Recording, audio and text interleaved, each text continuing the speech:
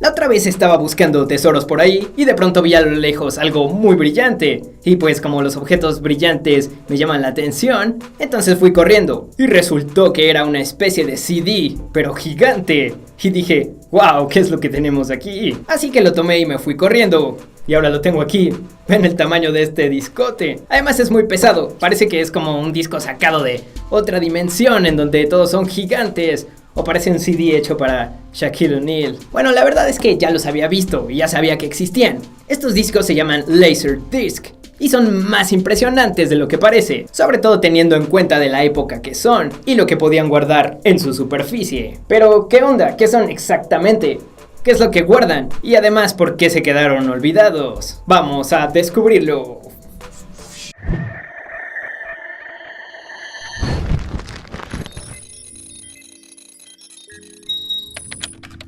Todos conocemos los Compact Disc, que desde que fueron creados en 1982 se convirtieron en el formato estándar para la música, las películas, los juegos o para guardar cualquier tipo de datos. Eran baratos, fáciles de hacer, ligeros y guardaban bastante información, que es leída por un láser, lo que también los hace resistentes al desgaste, a diferencia de los discos de vinil o las cintas VHS, que cada vez que eran reproducidas sufrían un pequeño daño que se iba acumulando hasta dejarlos inservibles. Los CDs no tenían nada de eso, eran tan prácticos que después de tantos años los seguimos usando. Actualmente la evolución de estos discos nos ha llevado hasta los Blu-ray de doble capa, que pueden guardar hasta 50 GB de datos, lo que los hace perfectos para el contenido en alta definición o videojuegos pesados. Pero lo que pocas personas saben es que los Compact Disc están basados en una tecnología revolucionaria que definitivamente estaba adelantada a su época. Estoy hablando precisamente de estos discotes, de los Laserdisc, que fueron un formato de video con una calidad mucho mayor a los VHS, que era lo que se usaba en ese momento. Su calidad incluso es comparable o hasta mejor que la de un DVD. Y estamos hablando de que el Laserdisc salió en los 70s,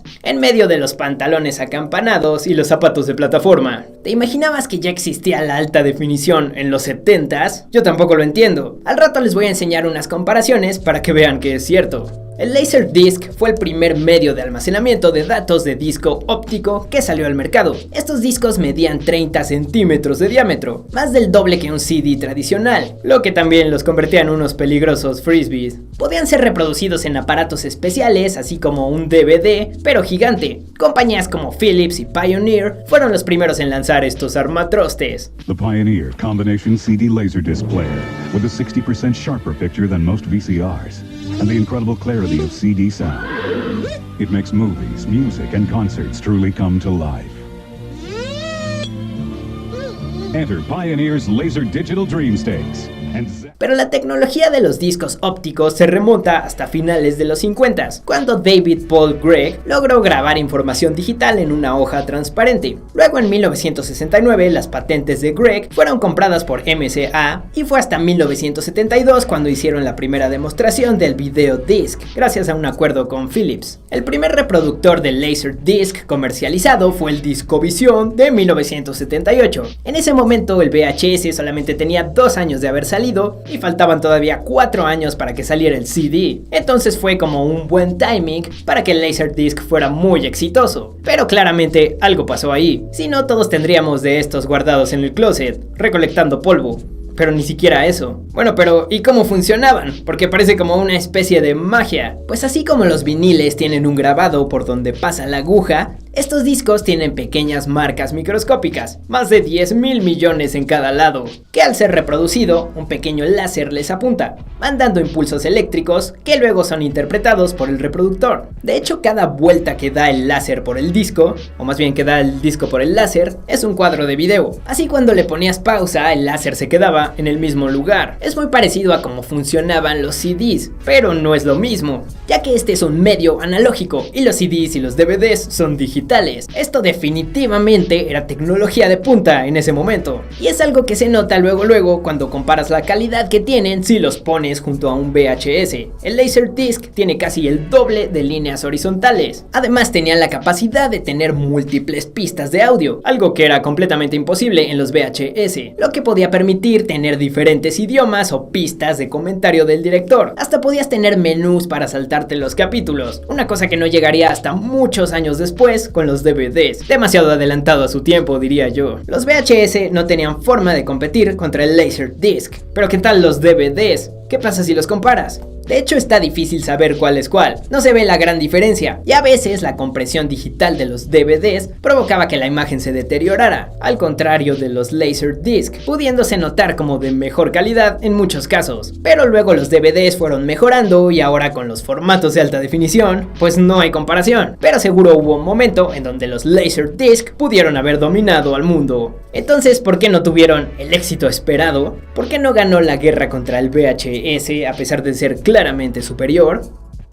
Los Laserdisc no tuvieron éxito por varias razones, empezando porque eran muy incómodos. Aunque eran fáciles de guardar, porque los podías acomodar como tortillas, transportarlos era bastante complicado, porque además de ser tan grandes, también pesaban mucho, 250 gramos, y aunque no necesitaban contacto físico para ser reproducidos, sí eran fáciles de dañar si no los tratabas con cuidado, porque podían rayarse. Además, por su peso, los reproductores necesitaban mucha energía y un motor más grande para tocarlos, lo que los hacía más ruidosos, algo que podía distraer de las películas. Sonaba como si estuviera arrancando un avión. En esos aspectos, los VHS eran mucho más prácticos, incluso podías grabar tus propias películas o también de la tele en las cintas, algo que con los Laserdisc nunca fue posible. Aunque tal vez lo más molesto de todo es que los discos solamente podían almacenar de 30 a 60 minutos en cada lado, siendo necesario tener que pararte a voltear el disco en cada película, algo bastante fastidioso. Y si una película duraba mucho, tenía que incluir 2 o hasta 3 discos. Entonces, si querías ver la trilogía del Padrino, te tenías que levantar a cambiar discos como 10 veces. Es como si Netflix te preguntara si aún estás viendo cada media hora. Y para acabarla de regar, los discos costaban hasta el equivalente a $80 de ahora cada uno, así que era un lujo bastante caro. Este formato no fue bien recibido en ningún lado más que en Japón, en donde se volvió el formato dominante, gracias a la táctica que usaron de bajar los precios al principio, y así la gente se acostumbró.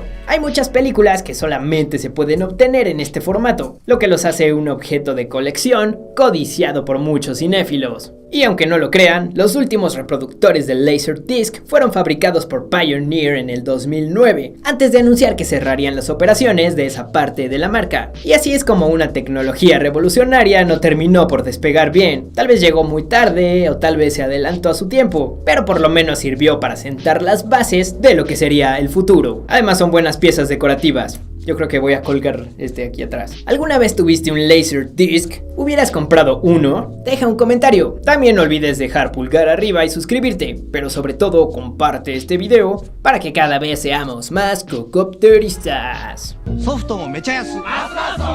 Pioneer Laserdisc Z1. Cocoptero. ¿Cómo están? Gracias por ver este video. Si les gustó, dejen su pulgarzazo arriba y denle click en suscribirse. También denle click a la campanita para que les llegue la notificación justamente en cuanto suba el video nuevo o muchos videos nuevos. Si ya lo habían hecho antes, verifiquen otra vez.